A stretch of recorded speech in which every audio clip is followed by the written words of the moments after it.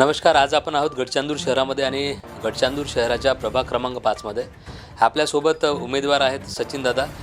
खरं तर गेल्या अनेक दिवसापासून लोकराज्य टीव्ही चॅनल इथल्या नागरिकांना, इथल्या मतदारांकडनं समस्या जाणून घेते, इथल्या मुळात समस्या काय आहेत आणि आपण अशा उमेदवारांना किंवा अशा नेत्यांना त्या समस्या सोडवण्यासाठी त्यांच्याकडनं काही प्रश्नांची उकल घेण्याचा प्रयत्न करतो. नमस्कार भाऊ.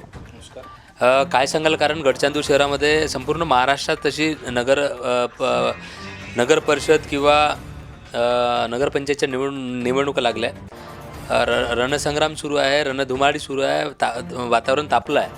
अशामध्ये काय मुळात समस्या आपल्या प्रभागाची किंवा इथली जनता किंवा इथले मतदार आपल्याकडे कुठल्या समस्या घेऊन आलेत आणि आपण म्हणजे कसे सोडवणार? प्रभाग 5मध्ये तर समस्याचं माहेरघर झालेलं आहे. माहेरघर म्हटलं तर कसं प्रामुख्याने पाणी, नळाची सुविधा पूर्णपणे ठप्प आहे असं म्हणता येणार नाही. काही दाखवासाठी त्यांनी बाहेर ठेवलं. अंदर काही डीपमध्ये जे जाल तो खूप जास्त समस्यामुळे. सगळ्यात मोठा घरकुलची समस्या अशी, घरकुल काही लोकांना 1 हप्ता दिला, 2 हप्ते दिले, 3रा हप्ता थांबून दिला, काहीतरी त्रुटी काढू, ते नाही व्हायला पाहिजे. त्याच्यानंतर आलं पाणीची समस्या. प्रभाग नंबर 5मध्ये आम्ही रोड टच असल्यामुळे एवढी आहे नाली आणि पाणीची एक तर दुर्गंधी. वारंवार नगर परिषदेला याने अर्ज करून सादर करून पण होत नाही आहे. त्याच्यानंतर आपण अर्ज सादर केले. आपण COना पण सांगितलं मागं का दादा सर असा विषय आहे, तुम्ही बघा. पण त्याने निग्लेक्ट केलं, हा विषय निग्लेक्ट करून दिला. नक्की. मुळात इथे अनेक लोकांकडनं सांगण्यात येतं की प्रदूषण आहे. औद्योगिकदृष्ट्या शहर मोठं असल्यामुळे फॅक्टरीमुळे प्रदूषण देखील होतं, दुर्गंधी आहे, तुम्ही सांगितलं. मात्र इथे सोबत आपण युवक आहात, युवक नेता आहात आता आणि नगरसेवक पदाकरता आपण उभे आहात. खरं तर इथल्या युवकांना रोजगार आहे, इथल्या महिलांना रोजगार आहे, असे कुठले प्रश्न आहेत की इथल्या अनेक लोक टेक्निशियन आहेत, शिक्षण झालं, मात्र इथे जवळ फॅक्टरी असून आम्हाला नोकर नाही असं ते बोलत आहेत. त्यासाठी आपण काय करणार आहात का? 100% करणार आहे. सगळ्यात मुळात प्रभाग 5मध्ये असे काही बेरोजगार लोक आहे. बेरोजगारमध्ये युवा पिढी सगळ्यात जास्त बेरोजगार आहे.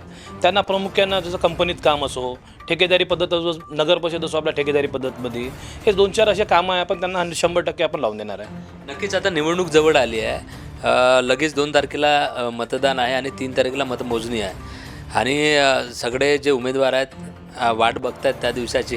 काय असणार आहे शेवट इथल्या प्रभाग क्रमांक 5मधल्या मतदारांना, इथल्या नागरिकांना आपण सचिन एक उमेदवार म्हणून काय आवाहन करणार आहे? मीच तर आव्हान असंच करणार आहे सगळ्यांना की तुम्ही सगळ्यांनी आता एवढे नगरपरिषद नगरसेवक झाले आणि जेणेकरून जुने जे नगरसेवक होते त्यांनी काय केलं काय नाही केलं ते तुम्ही बघितलं.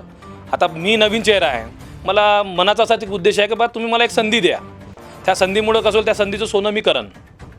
आणि संधीचं सोनं म्हटलं तर साऱ्या तुम्हाला समस्या, पाणीच्या समस्या असो, घरकुलाच्या समस्या असो, निर्गडित कचरा निवारणाच्या समस्या असो, हे आम्ही 100% पूर्ण कराल. माझे मार्गदर्शक देवराजदादा भोंगडे हे माझ्या पाठीशी आहे. प्लस मुख्यमंत्री देवेंद्रजी फडणवीस ते पण आमच्या पाठीशी आहे. त्याच्यानंतर आमचे अध्यक्ष अरविंदजी डोहे आणि मी स्वतः सचिन संजय चुरे आणि प्रणालीताई सोनटक्के यांना बी भरघोस मताने आम्हाला विजयी करा.